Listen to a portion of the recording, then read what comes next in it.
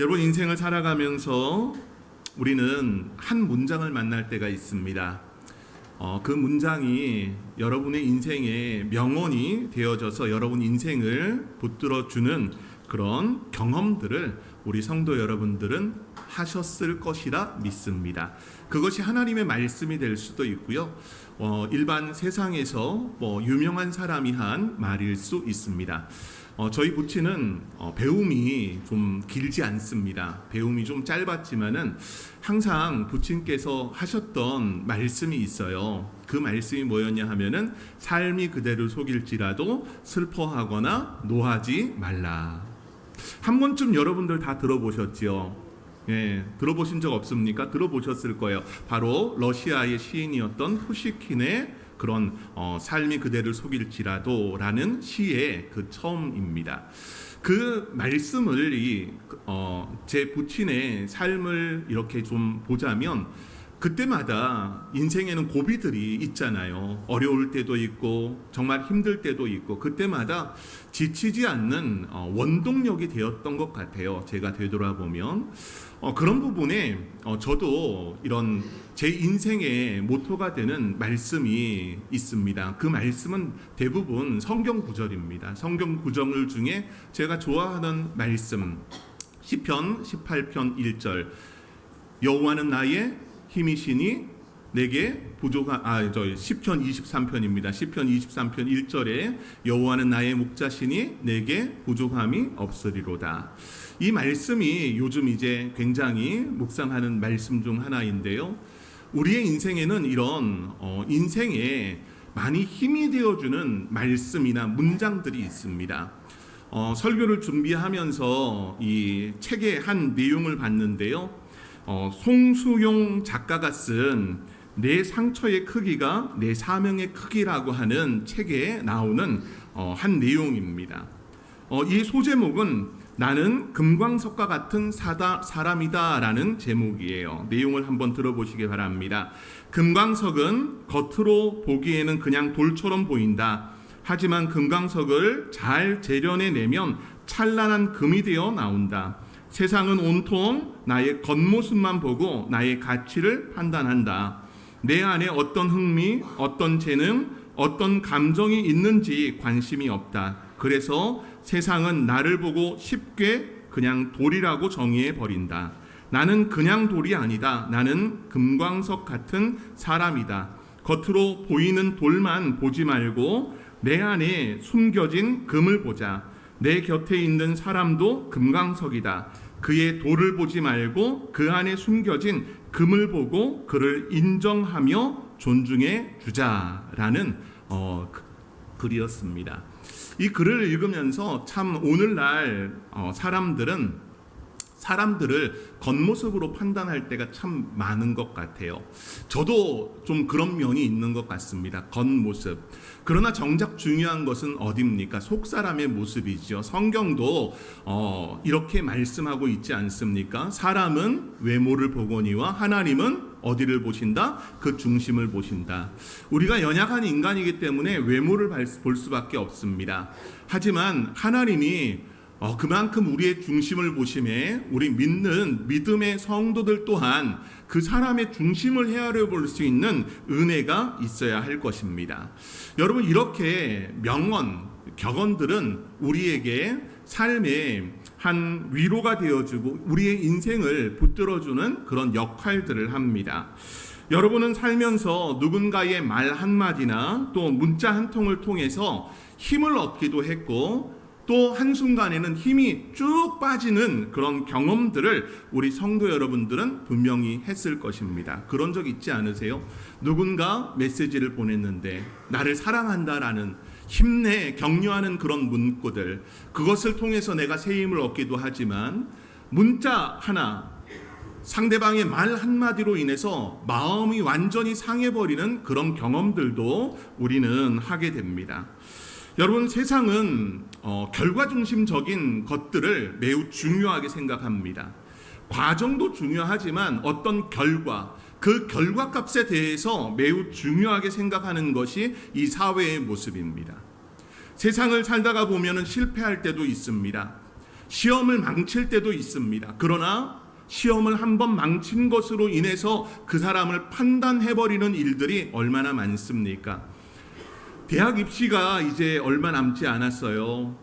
이 9월서부터 수시 원서를 내기 시작하면 10월, 11월이 되면은 수학 능력 시험을 보고 또 1월, 2월이 되면은 모든 합격자 발표가 마무리됩니다.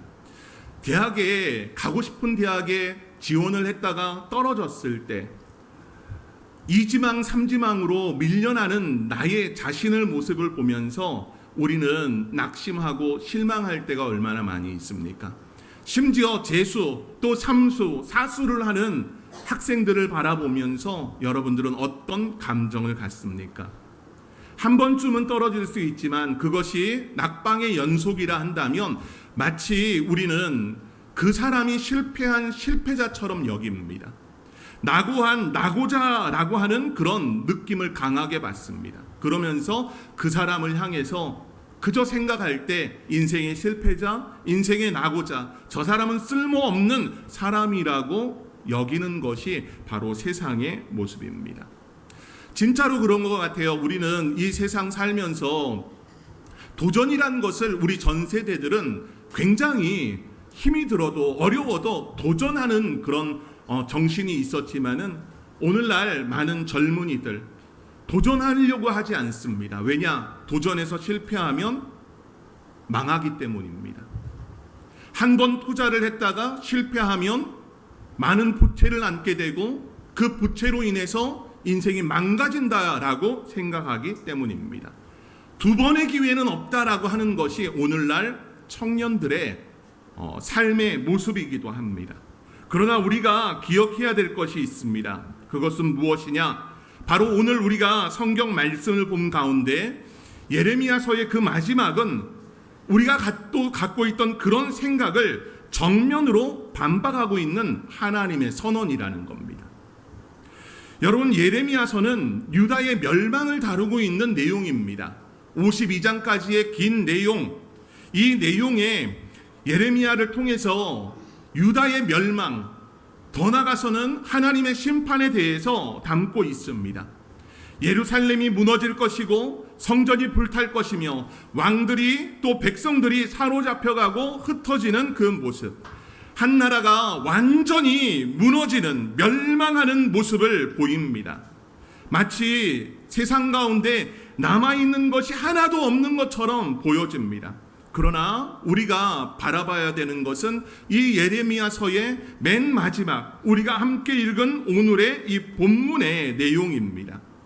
이 내용의 부분은 짧은 기록입니다. 하지만 이 문단은 생각하지 못했던 인물이 등장을 합니다. 그 사람이 바로 여호야긴이라고 하는 포로로 끌려갔던 왕의 이야기입니다. 그 왕의 회복의 이야기를 담고 있는 것이 이 예레미야서의 마지막 그 내용입니다. 모든 것이 다 끝난 줄 알았던 그 자리에 하나님의 은혜의 세 장이 펼쳐지는 것, 마치 뉴욕 양키스와 또 매치의 감독이었던 요기베라 감독이 말했던 것처럼 끝날 때까지 끝난 게 아니다라는 것이 오늘 예레미야서의 마무리입니다. 성경은 우리에게 말씀합니다. 하나님은 끝난 것 같은 자리에서도 새롭게 시작하는 분이심을 말씀합니다. 이 내용이 단지 역사적인 기록이 아니라 하나님의 성품을 잘 드러내는 장면임을 기억하기를 원합니다. 포로로 끌려갔고 잊혀졌던 왕이 37년 동안 아무 소식 없던 사람이, 세상으로부터 잊혀졌던 사람이 하나님으로부터는 잊혀지지 않고 그 회복의 자리로 이끄심의 모습. 여러분, 이 모습은 그저 성경에 기록되어 있는 하나의 이야기가 아니라 우리 삶 끝에 끝나지 않고 여전히 하나님이 다시 시작하시는 은혜의 자리가 있음을 발견하는 하나님의 축복의 말씀 되기를 소망합니다. 자, 그러면 오늘 우리가 말씀 안으로 좀 들어가 보기를 원합니다. 여러분, 예레미야서 지난 한 주간 읽으셨잖아요. 예레미야 52장까지의 말씀과 또 예레미야 애가 말씀을 우리는 2주 동안 우리가 함께 쭉 봤습니다. 이 예레미야서 같은 경우는 52장으로 구성이 되어 있는데 실제 여러분들이 잘 집중해서 보셨다면은 이 내용은 51장에서 마무리됩니다. 51장 64절의 말씀을 보게 되면은 그 마무리에 이렇게 기록하고 있어요. 맨 마지막 예레미야의 말이 이에 끝나니라 라고 하면서 예레미야서는 사실 51장 64절에서 마무리가 됩니다. 이 52장은 마치 별책 부록 같은 책이에요. 그래서 이 52장의 내용은 예레미야가 기록한 것이 아니라 예레미야 후대의 사람들이 기록한 것으로 보여집니다. 그 내용 중 너무나 이 자세하게 이 시드기야가 포로로 끌려가는 그 모습을 기록을 하고 있고, 또 이 예루살렘이 멸망한 이후 한참 또 시간이 지나서 이 여호야긴이라고 하는 왕이 신원이 회복되는 모습을 담고 있기 때문에 예레미야가 기록한 것이라기보다는 예레미야 후대에 사람들이 포로기를 귀환한 백성 중 누군가, 서기관 중 누군가가 이 기록을 했을 것으로 봅니다. 자, 오늘 여호야긴이라고 하는 왕이 나와요. 유다의 왕들의 그 계보를 보게 되면 예레미야 같은 경우는 그 1장에서 이 요시야, 또 여호아하스, 여호야긴, 시드기야 시대 때라고 하면서 그 왕조의 시대를 이야기를 합니다. 예레미야가 오늘 여호야긴을 이야기할 때는요, 이 당시의 상황을 좀 봐야 됩니다. 요시야 왕이 죽고 나가지고 여호아하스 같은 경우는 이 애굽의 느고에 의해서 3개월 만에 폐위가 됩니다. 그러면서 여호아하스가 애굽으로 끌려가요, 포로로. 그러고 나가지고 이 애굽의 느고는 누구를 이제 왕으로 세우냐 하면 요시야의 둘 아들인 이 여호야김을 이 왕으로 세우게 됩니다. 그가 11년 동안 이 유대를 다스려요. 근데 유대를 다스림에 정치적인 부분 안에서 애굽의 왕으로 세웠기 때문에 애굽을 의지할 수밖에 없는 그런 상황이었습니다.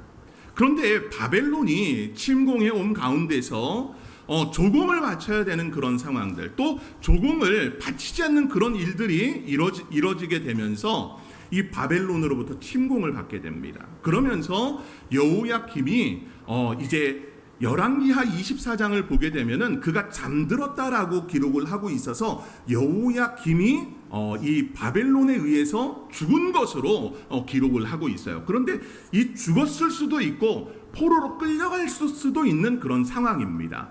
그 이후 여호야김이 이제 폐위가 됐든지 또 부재가 된 그 상황에서 왕위를 누가 맡게 되냐 하면은 여호야긴이 맡게 되는 겁니다. 여호야긴 같은 경우는 18살의 왕이 돼요. 18살이면은 오늘날 학생으로 치면은 고등학교 3학년, 네, 대학교 1학년입니까? 고등학교 2학년? 네, 제 아들 나이도 잘 몰라. 네, 18이 그런 나이래요. 여러분 18살 삶을 살아감에 있어서 여러분 18살이라면은 어리다고 생각되십니까? 좀 성숙한 어른이라고 생각되십니까? 아직은 어리죠. 근데 이 여호야긴이 왕이 되고 나가지고 제가 이제 주로 석 달이라고 이야기하는데 성경은 정확하게 석 달 열흘이라고 이야기를 해요. 석 달 열흘이면 우리가 통상적으로 며칠이라고 봅니까? 100일. 네, 100일을 석 달 열흘이라고 그렇게 표현하잖아요. 100일 왕을 합니다. 그리고 나서 바벨론에서 이 여호야긴을 포로로 끌고 가면서 그 이제 시드기야를 왕으로 이제 세우게 됩니다. 여러분 여호야긴은 어린 나이에 왕이 됐고 왕이 올랐지만은 100일밖에 왕으로 생활하지 않았습니다. 유다 백성들은 어땠을까요? 이 여호야긴을 바라보면서 100일 나라를 다스린 왕. 성경은 그의 기록에 대해서 아버지처럼 동일하게 악을 범했음을 이야기를 합니다. 그래서 우상 숭배의 모습도 또 정치적으로는 하나님을 의지하기보다는 이방 왕들을 의지함의 모습도 또 사회적으로는 하나님의 정의와 공의가 다 망가진 시대였다라고 그렇게 결론을 내립니다. 여러분, 포로로 끌려간 여호야킨, 그는 무려 37년 동안이나 바벨론 감옥에 갇혀 있습니다. 18살에 왕이 되고 100일 다스린 이후에 37년을 바벨론에서 포로로 감옥에 갇혀 있는 이 여호야킨. 여러분 한번 상상을 해보시기 바랍니다. 20살도 안 된 어린 나이에 왕이 됐다가 100일 만에 포로로 끌려가서 바벨론이라고 하는 익숙치 않은 환경에 거기에다 더해져서 감옥에 갇혀 있는 그런 상황. 언어도 통하지 않고 풍습도 맞지 않고 굴욕당하는 그런 처지의 37년. 적어도 인생의 2배를 그는 그렇게 감옥에서 사라져야 했습니다. 그가 처음 가졌던 마음은 어떨까요? 희망을 좀 두진 않았을까요? 내가 지금 이 감옥에 갇혀 있으면서 무너져가는 그 나라를 생각을 하면서 다시금 내 나라, 내 조국, 내 민족에게로 되돌아가고자 하는 마음, 빼앗긴 이 왕의 신분을 다시 회복시키고자 하는 마음, 뿔뿔이 흩어졌던 가족들을 보고 싶어 하는 그 마음, 여러분 그런 희망의 마음이 여호야킨에게는 없었을까요? 아마도 있었을 것으로 봅니다. 근데 그 기간이 어떤 특정하게 몇 년이라고 하면 얼마나 좋겠어요. 몇 년. 요즘 군생활 우리 아이들 같은 경우는 18개월을 하지만 저는 26개월을 생활을 했습니다. 아마 이 자리에 계신 우리 성도분들께서는 그 이상 하신 분들도 있을 거예요. 30개월, 36개월, 또 어떤 분들은 하사관이나 또 간부로 가서 5년 그 이상 복무하신 분들도 있을 겁니다. 여러분 군생활 어떻습니까? 저는 26개월이라고 하는 시간이 사실 영외 생활을 했기 때문에 별로 저는 문제가 없었어요. 근데 부대 안에서 생활했던 우리 고참이나 후배들을 보면은 감옥에 갇혀 있는 것처럼 여겨진다라는 그런 말을 할 때가 참 많습니다. 하지만 국방부식에는 돌아간다라고 하잖아요. 언젠가는 전역하는 날이 있기 때문에 그날을 고대하면서 하루하루 날짜를 카운트하며 시간을 보냅니다. 그러나 여호야킨이 지금 감옥에 갇혀 있으면서 그는 그 기약이 언제 풀려날지 모르는 상황입니다. 여러분 적어도 그의 나이가 55세 될 때까지 감옥에 갇혀 있었던 시드기야를 생각을 해본다면 여러분 어땠겠습니까? 희망의 불씨는 점점 그에게 있어서 사라져 갔을 겁니다. 아니 처음에는 그런 희망을 가졌지만은 그의 나이가 한 30쯤 됐을 때 이제 예루살렘이 완전히 무너졌고 성전은 다 불탔고 유다는 뿔뿔이 흩어졌고 포로로 바벨론으로 끌려왔다라는 그런 소식을 들었을 때 한 줄기 남아있던 그 희망까지도 모두가 다 사라져버린 막막한 그런 상황에 놓여 있었던 여호야킨, 많은 생각을 했을 겁니다. 내가 하나님의 언약 백성인데 하나님이 다윗의 자손이 영원토록 끊어지지 않도록 하시겠다라고 했는데 나는 잊혀진 존재인가? 누구도 나를 모르고 까맣게 잊어버린 세상의 그 소리를 들으면서 그는 여러 마음을 가졌을 것으로 여겨집니다.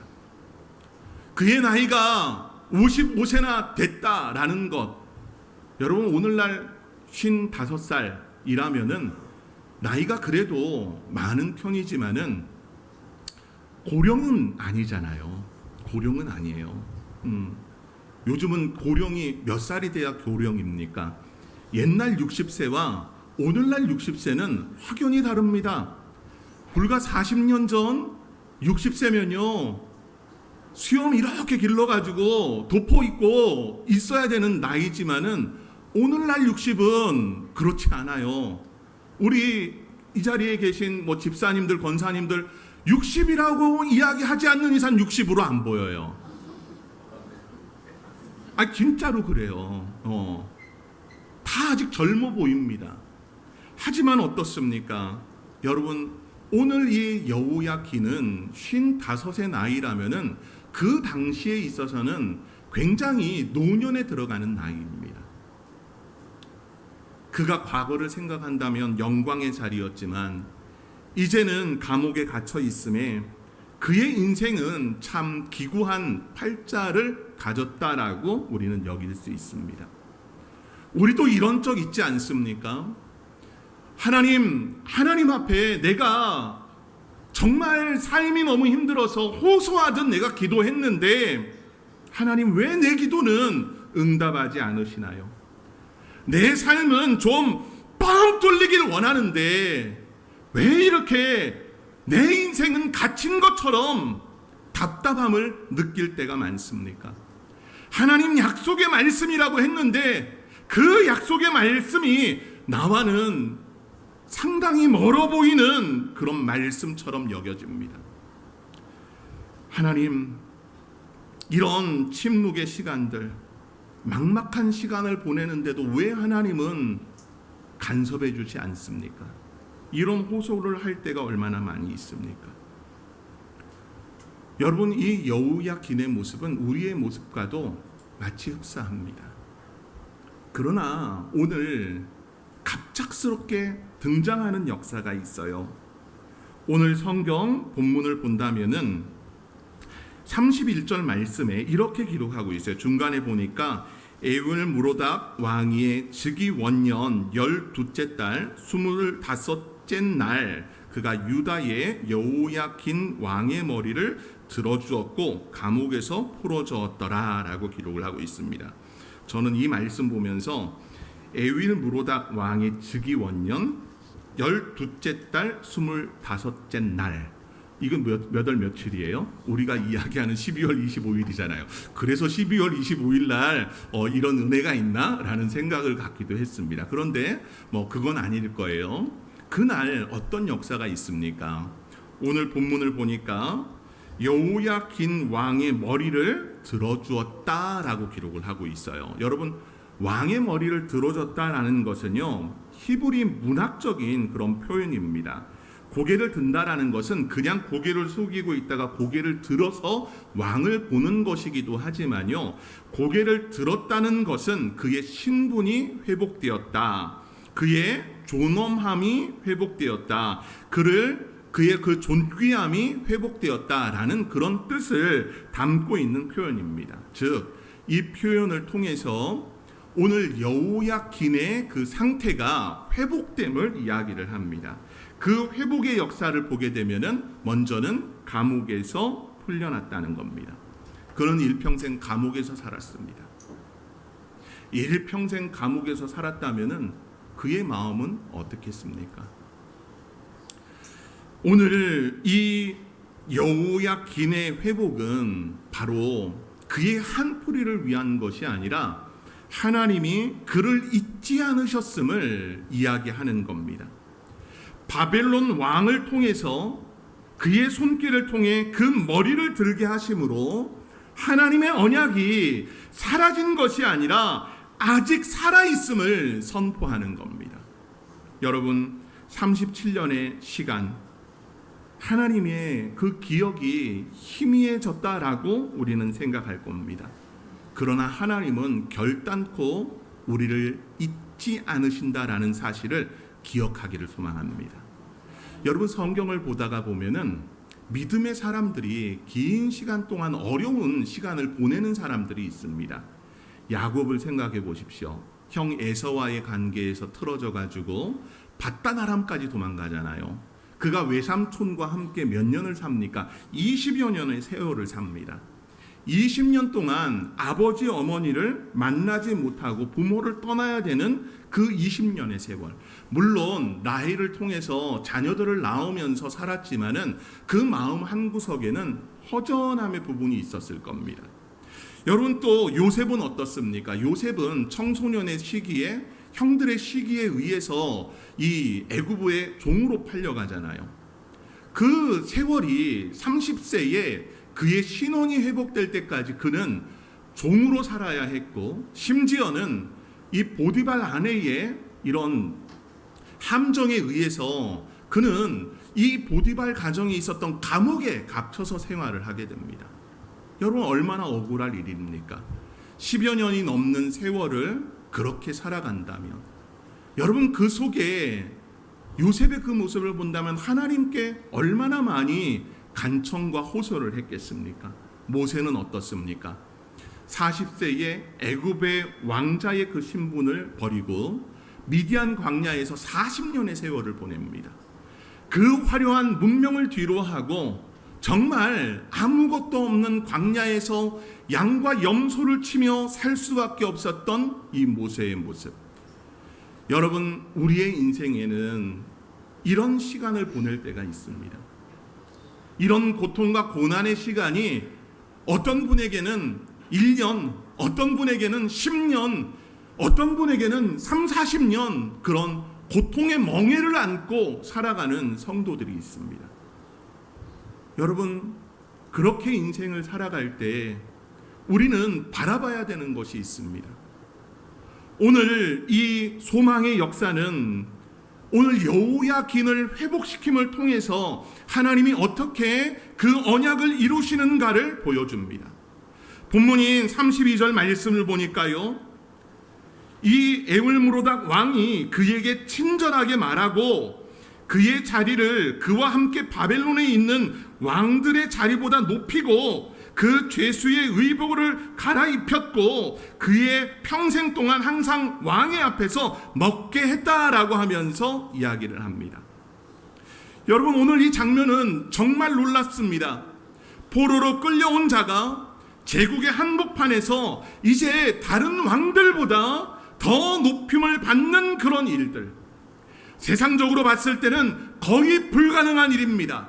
하지만 성경은 분명하게 말합니다. 그에게 친절하게 말하고 그의 자리를 높였다. 이것이 바로 하나님 은혜의 역설입니다. 죄의 결과로 끌려간 바벨론에서 하나님의 은혜를 경험합니다. 징벌의 자리에서 오히려 하나님으로 말미암아 존귀함이 시작됨을 경험을 합니다. 패배자의 자리에서 하나님의 회복의 역사가 펼쳐집니다. 여러분, 이게 바로 복음입니다. 여러분, 복음을 우리가 한번 잘 생각해 보십시오. 복음은 우리 스스로 다시 높아지지 못합니다. 하지만 하나님이 죄 가운데서 우리를 붙드시고 그 아들 예수 그리스도를 통해서 우리를 다시금 세워주신 역사입니다.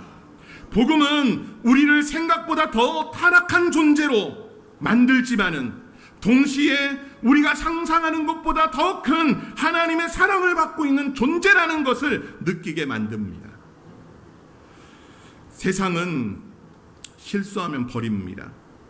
무너지면 끝입니다. 하지만 하나님은 다릅니다. 실패의 자리, 무너진 그 자리를 다시금 회복의 무대로 바꾸시는 분이십니다. 그리스도 안에서 우리는 다시 일어설 수 있습니다. 다시 높임을 받을 수 있습니다. 본문을 보게 되면은 여호야긴이 죄수의 옷을 벗고 또 날마다 쓸 것을 받았더라라는 33절 34절의 말씀을 보게 됩니다. 죄수의 옷을 입고 감옥에 갇혀 있었던 여호야긴, 이제는 그가 옷을 갈아입습니다. 그는 더 이상 죄인이 아닙니다. 바벨론 왕 앞에서 함께 식탁에 앉아서 매일의 양식을 받아먹고 있습니다. 여러분, 받아먹는다는 그 말은요, 그저 상에서 같이 음식을 먹었다는 것이 아니에요. 이 이야기는 뭐냐? 왕들의 식탁의 자리는 곧 왕과의 친밀함, 왕과의 동맹, 신뢰를 받는다는 그런 표현입니다. 그저 음식만 먹는 행위가 아니라는 거예요. 관계의 회복을 말하는 겁니다. 하나님은 여호야긴을 단순하게 살려두신 것이 아니라 회복의 자리로 초대하셨다는 겁니다. 여러분, 이 사실을 누가복음 15장은 탕자의 비유를 통해 우리에게 예수님께서 이야기해 주십니다. 여호야긴의 회복도, 우리의 인생의 회복도 바로 은혜의 식탁을 통해서 초대됩니다. 여러분, 탕자가 어떻습니까? 이 아버지 앞에 죄를 짓고 아버지의 재산을 가지고 그 분량을 가지고 먼 나라로 떠나지 않습니까? 그가 먼 나라로 가서 뭘 했는지는 알 수 없어요. 하지만 그 모든 재산을 다 탕진해 버리죠. 돼지가 먹는 쥐염 열매조차 주는 사람이 없었을 때 그의 머리에 든 생각은 아버지께 돌아가자는 것이었습니다. 내 아버지는 부자였으니 내가 아들로서가 아니라 내가 아버지의 집의 종으로 다시 들어가겠다는 마음을 가지고 그 걸음을 옮깁니다. 탕자의 그 모습을 한번 생각해 보십시오. 나갈 때는 화려한 옷을 입었고 나갈 때는 많은 금부치, 은부치, 돈을 가지고 떠났습니다. 그때는 많은 사람들이 좋아하고 따랐지만은 그가 돈이 없자 누구도 그를 거들떠 보지 않았습니다. 그러나 아버지는 어떻습니까? 돌아온 탕자의 그 모습을 반기는 아버지의 모습을 보십시오. 아들의 모습이 보임 가운데 희미한 아들의 모습을 보면서도 내 아들이라 라고 여겼을 것입니다. 그 아들에게 달려간 가운데서 아들의 신원을 회복하는 아버지의 모습을 보십시오.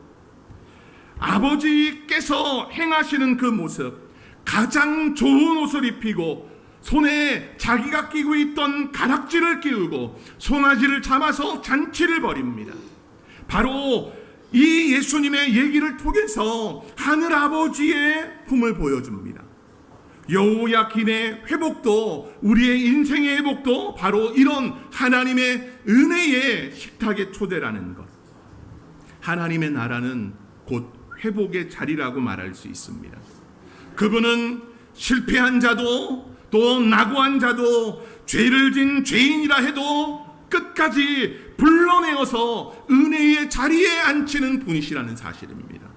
여러분들이 어떤 지위를 가지고 있던 상관없습니다. 여러분들이 어떤 사람이든 상관없습니다. 마치 잔칫날 종들을 통해 모든 사람을 오라 하신 아버지의 마음, 주인의 마음을 헤아리는 은혜가 성도 여러분들에게 있기를 바랍니다. 오늘 여호야긴은 한 사람의 회복을 이야기하는 것처럼 보이지만 이것은 곧 하나님 백성의 또 우리의 이야기임을 기억하기를 원합니다. 여러분은 지금 죄수의 옷을 입은 것처럼 여겨지지 않습니까? 감옥 같은 현실 속에 갇혀 있는 것 같은 그런 느낌이 들 때가 없습니까? 나와 누구도 말을 섞지 않는 그런 상황 가운데 여러분 거하고 있지는 않습니까? 여러분, 우리가 오늘 이 말씀을 가슴에 깊이 새기기를 원합니다. 여러분의 인생의 자리를 하나님께서는 머리를 들게끔 해주셨고 여러분의 인생의 자리를 바꾸심에 감옥에서 이제는 왕의 식탁으로 그 자리를 바꾸셔서 높이셨습니다. 여러분들의 옷을 바꾸시고 여러분의 식탁의 자리로 초대해 주셨습니다. 우리가 붙들어야 하는 것은 바로 복음입니다. 하나님은 오늘도 우리가 머리를 들 수 있게끔 우리가 죄인의 옷이 아닌 의인의 옷을 입도록 역사해 주셨습니다. 오늘 그 은혜 안에 나가는 믿음의 성도들 되기를 원합니다. 예수님은 바로 그런 은혜의 역사를 우리에게 베푸신 겁니다. 진짜 왕으로 이 땅에 오심에 세상 사람들은 예수님을 왕으로 인정하지 않았습니다. 빛으로 오심 가운데 빛으로 바라보지도 않았습니다. 생명의 떡으로 이 땅에 오셨음에 생명의 떡으로 먹는 사람들 또한 한정되어 있었습니다. 여러분, 우리는 다 여호야긴 같은 자들입니다. 무너진 삶이 있고 또 부끄러운 과거가 있고 끊긴 소망 가운데 우리는 희망을 가지고 갈망하는 자들이 우리의 모습입니다. 그 회복은 그러면 어디에서 시작하겠습니까? 여러분, 우리의 회복은 십자가를 통해서 시작됨을 기억하기를 원합니다. 예수님의 빈 무덤이 그런 하나님의 사랑을 보증하고 있음을 기억하기를 원합니다. 부활하신 예수 그리스도 안에 완성된 그 크나큰 은혜. 여러분, 우리는 우리의 인생이 끝난 것이 아님을 기억했으면 좋겠습니다. 여러분들이 어떤 상황에 놓여 있든 여러분의 인생이 끝나지 않았음을 기억하길 원해요. 오히려 그 삶이 하나님으로 말미암아 은혜가 시작되는 자리임을 기억했으면 좋겠습니다. 여호야긴이 회복을 경험해 갔듯 그리스도 예수 안에서 우리 모두를 회복시키시는 하나님을 기억하며 오늘도 말씀을 붙들고 사는 은혜가 주 앞에 있기를 소망합니다. 우리가 이렇게 옆 사람에게 고백하며 나가봅시다. 그리스도 안에서 다시 시작할 수 있습니다. 예수님 안에서 다시 시작할 수 있습니다.